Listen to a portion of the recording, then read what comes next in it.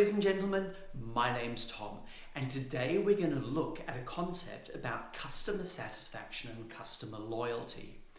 If you can get more understanding and more control over these two elements, then you will encourage your customers to spend more time and resources on the products and services that you're offering.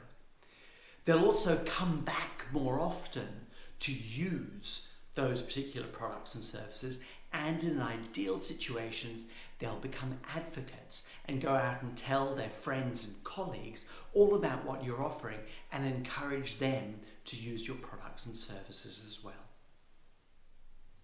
You'll find it's an extremely flexible tool as well. You can use it in product or service sales, or a combination of both, in business to consumer, business to business, and non-profit. It's relevant for the internal customer and the external customer. And it'll be important for influencers, people who work on YouTube, for example, and politicians. So it's an extremely flexible concept, and from my experience, one of the most important concepts of understanding the relationship between yourself and the people that you serve.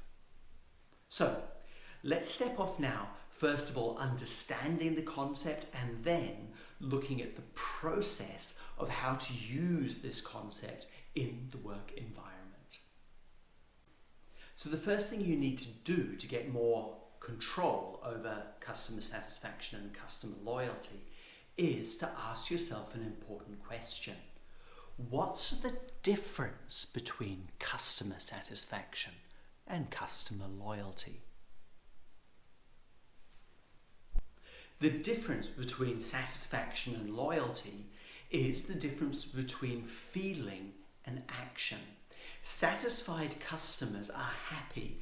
They believe they are getting good quality service. It's an emotion. Whereas loyalty is behavior. It's what people do. Do they come back and purchase more? Do they use the service again? To understand the relationship between satisfaction and loyalty, I'm going to put them on a graph where satisfaction is on the vertical axis, going from unhappy, dissatisfied customers to very happy, satisfied customers. And on the horizontal axis, I'm going to put loyalty, from very low loyalty, people who will not return to use the product or service, compared to very loyal customers who come back again and again and again. What you'll find is that there's a different relationship between the seller and the customer depending on which quadrant of this graph that the relationship actually exists inside. Down in this bottom quadrant down here, you have three different kinds of customers. The first kind, right down in the bottom corner, are customers who are completely new to your product or service. They have no idea how happy they are or if they will use the product or service again. They've got no experience. So as a sales organization, you're doing a lot to actually manage their perception of the service so that they're happy and that they want to come back for more. The other group of customers who appear in this area are people who are really frustrated and really angry with the service or the product you've offered them because you've done something terrible to really hurt or dissatisfy them. So it's going to be very, very difficult to win these people back to get them using your product or service again. The third group of customers who fit in this area here are just people who are just grumpy and dissatisfied about everything anyway. It doesn't matter what you do to look after them or to keep them bound into your services. They're going to hate you and your product and service anyway. The major question there is, do you really want these people as your customers? What can you do to actually get rid of them? Let's move our attention to this quadrant of the grid. This is where people are very loyal. They use the product or service again and again and again, but they really don't like it. They're extremely unhappy with the product or service. Now, people typically fall into this area for two reasons. That is because they're locked in to the relationship, or there is no choice. In both situations, people feel trapped, they feel like hostages, and human beings don't like to be forced to do certain things. So when they do everything they can to get out of these relationships, they're unhappy with it and they tell people. And when they're freed from the relationship, they have their revenge. They go out and celebrate and they tell people how terrible the product or service was. There are different situations why people feel locked in to relationships. One of the most typical places is with the internal customer. Basically, inside a large company, one department must buy services from a different department. If you think about IT software support, so you're working on your computer, something goes wrong with it, you must call that one particular helpline. You don't have any choice. You're locked in to this relationship. Now, it doesn't matter how good the service actually is, because you feel trapped, because you can't compare it to any other service providers, there's a good chance that people are going to start complaining about it. So if you provide an internal service inside an organization, it's very important to put a lot of effort into telling people why they can be happy about the service to increase their satisfaction. The other reason people feel locked in is because of very, very tight contracts. One example is with mobile telephones. Now, in some countries and some relationships, you sign a 2-year contract when you get your telephone. So it doesn't matter how good the service is, there's no way you can actually escape and get out of that service. You have to use it for the 2 years of the contract, or you lose a lot of money when you try and step out of it.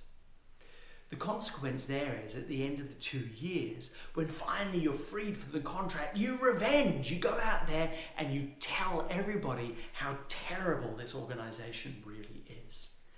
So if you're a company whose business model depends on limiting people's choice, again, you need to put a lot of effort into reassuring them that they can be happy with the service. The other area we see is when people have got a lack of choice.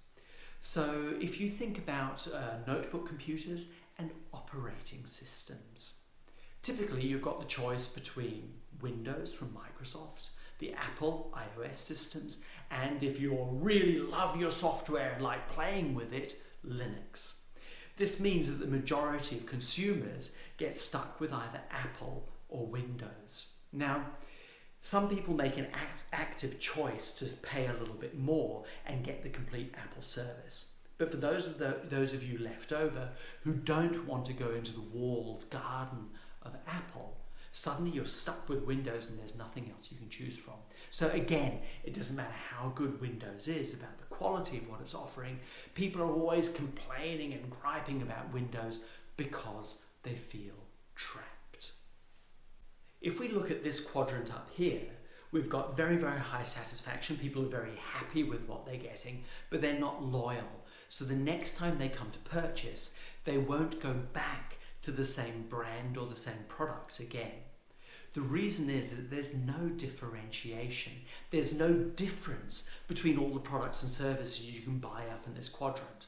If you think about computers, typically when people buy a computer, they compare features to price and then make a choice. So when they come to buy a new computer, they go through this process again, features to price, and they won't necessarily return to a specific brand because there's no difference between them if you're prepared to pay a certain price. That is with the exception of Apple, because Apple has worked very, very hard on providing excellent products which provide a good feature to price ratio, but also by keeping people very loyal by offering a whole series of additional services on top of the raw hardware. These are services, things like iTunes, for example. They've got the Apple Cloud solution is another one.